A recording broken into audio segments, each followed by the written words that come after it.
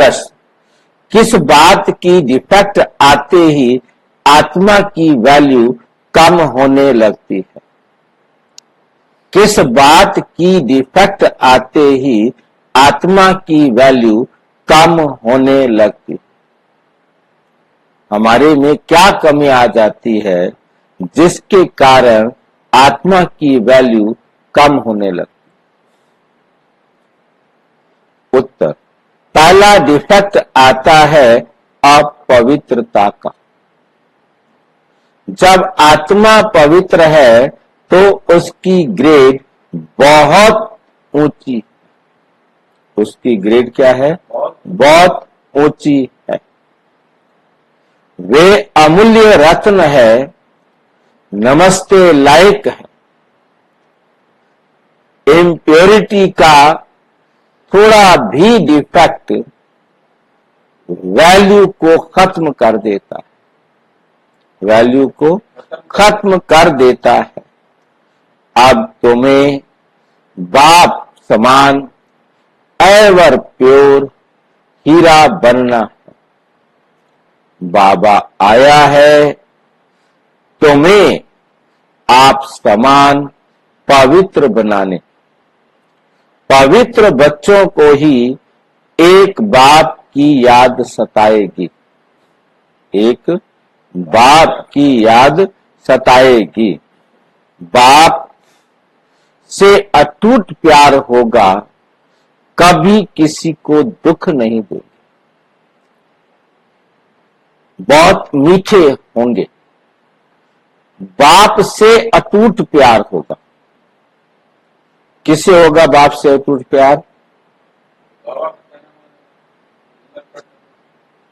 अब तुम बाप समान एवर प्योर हीरा बनना है। अब तुमने क्या बनना है? बाप समान एवर प्योर हीरा बनना है। तो अपवित्रता जो है ना, ये हमारे जीवन में एक बहुत बड़ा डिफेक्ट है। अपवित्रता क्या होती है? सिर्फ काम विकार अपवित्रता नहीं है, देह अभिमान अपवित्रता की मां है। देह अभिमान अपवित्रता की मां है। मतलब देह अभिमान के आने के बाद चाहे काम विकार हो, चाहे लोभ हो, चाहे मोह हो, चाहे भय हो, चाहे ईर्ष्या हो, मतलब कोई भी विकार, ये सब अपवित्रता, जिसके कारण हमारे जीवन में दुख आता है। सारे अपवित्रता, सिर्फ एक वो नहीं, सारे के सारे ये अपवित्रता है।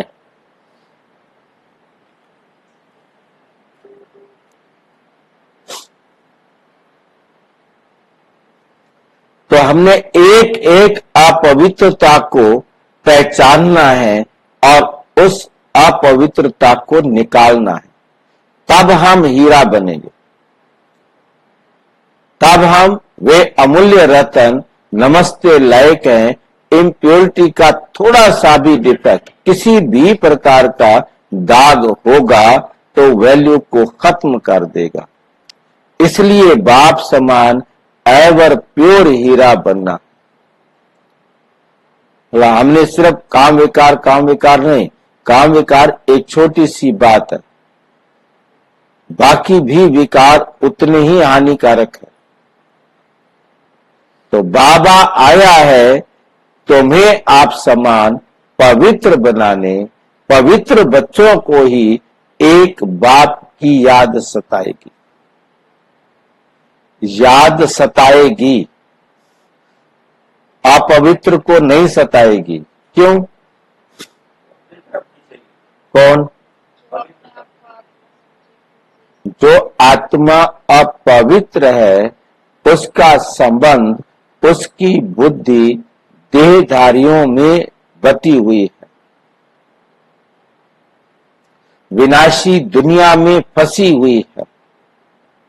विनाशी दुनिया की याद में ही वो झूठे सुख में ही अपने आप को सुखी समझ रहा है। मेरा बेटा आ गया, मेरा पोता आ गया, मेरा बाबा आ गया, मेरा ये आ गया, मेरा वो आ गया। उनकी खुशी में उसको खुशी, उनके दुख में फिर वो दुखी भी है। तो ये हमारे को अपवित्रता है, ये हमारे को सताएगी उनकी तरफ, क्योंकि हमारी बुद्धि उनके साथ लगी हुई है, तो हमें याद भी उनकी सताएगी। जो आत्मा अपने आप को पवित्र बनाएगी, दुनिया में उसका कोई अपना नहीं, दुनिया में कोई आकर्षण नहीं, अब उसका आकर्षण केंद्र एक शिव बाबा है, तो उसकी याद उसको सताएगी। क्यों सताएगी? क्योंकि उसकी याद में चलने से उसको फायदा मिलता आ रहा है, उसकी याद छोड़ने से फायदा नहीं मिलता, नुकसान होता है। तो हमें बहुत बहुत अच्छी तरह से इस बात को समझना, ठीक है। तो हमें जो है बहुत ध्यान से देखना है कि पवित्रता जो है वो एक एक बात की पवित्रता चाहिए, आत्मा और आत्मा के लिए ही सोचना करना, ये पवित्रता है। जहां हमने देह और देह के लिए सोचना शुरू किया तो वहां अपवित्रता आ जाएगी।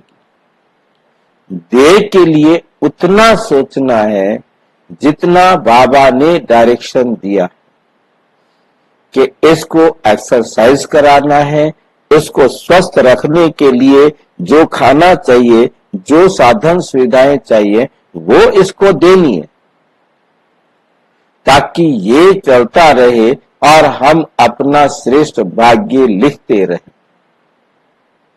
ठीक है कि नहीं?